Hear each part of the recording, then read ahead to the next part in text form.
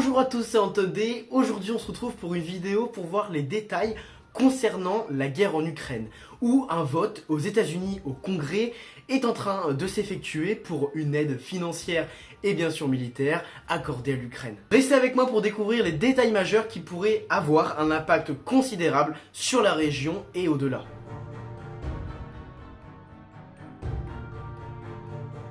Le projet d'aide massif que la Chambre des représentantes américaine est en train de s'accorder contient plusieurs volets. Depuis l'annexion de la Crimée, comme vous le savez, par la Russie en 2014, les États-Unis veulent donc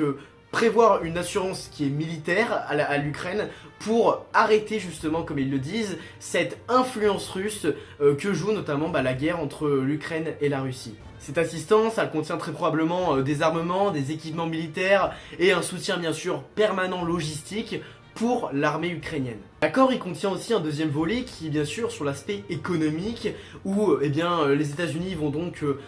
proposer des prêts qui vont être plus ajustés pour ce pays-là, avec notamment aussi des aides financières directes comme on le sait aujourd'hui, ce vote qui va notamment contenir 61 milliards de dollars accordés à l'Ukraine. Enfin, l'accord il contient un troisième et dernier volet qui est évidemment de soutenir la démocratie en stoppant totalement l'influence russe mais aussi chinoise dans les différentes régions.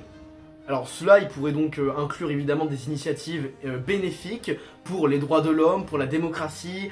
pour toutes ces autres choses, notamment avec des liens diplomatiques qui vont être renforcés entre l'Ukraine et les pays occidentaux, tels que la France, l'Allemagne ou autres. Alors finalement, cet accord il est susceptible d'être lié avec différents conflits internationaux, tels que, comme vous le savez, le conflit entre l'Israël et la Palestine, ou encore différents enjeux liés aussi à TikTok.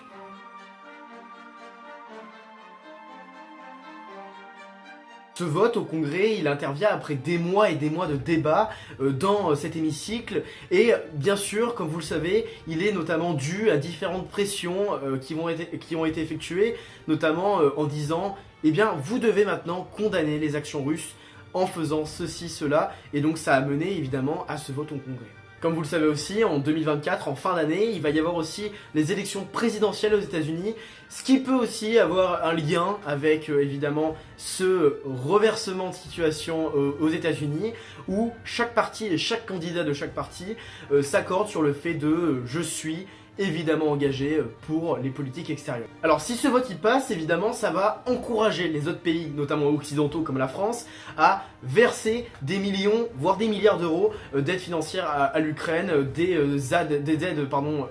aussi qui sont évidemment militaires, qui sont économiques comme je vous l'ai dit, ou autres, mais ça va aussi, par exemple, si le vote ne passe pas, avoir un impact évidemment encore plus impressionnant et encore plus impactant pour les habitants ukrainiens, notamment une escalade de la montée évidemment russe contre l'Ukraine.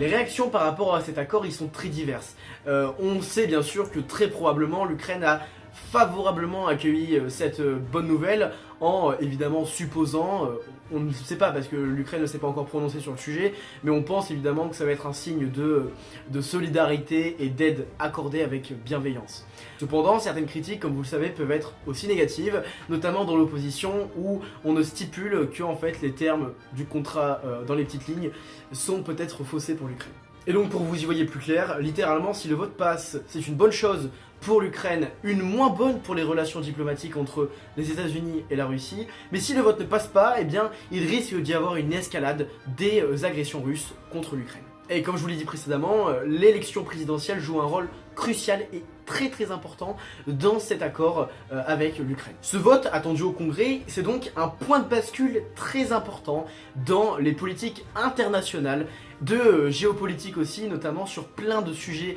divers et variés, et sur la situation actuelle militaire et aussi économique de l'Europe de l'Est. Restez informés par rapport à ces différentes mises à jour sur les différentes guerres israélo-palestiniennes, mais aussi contre la Russie et l'Ukraine,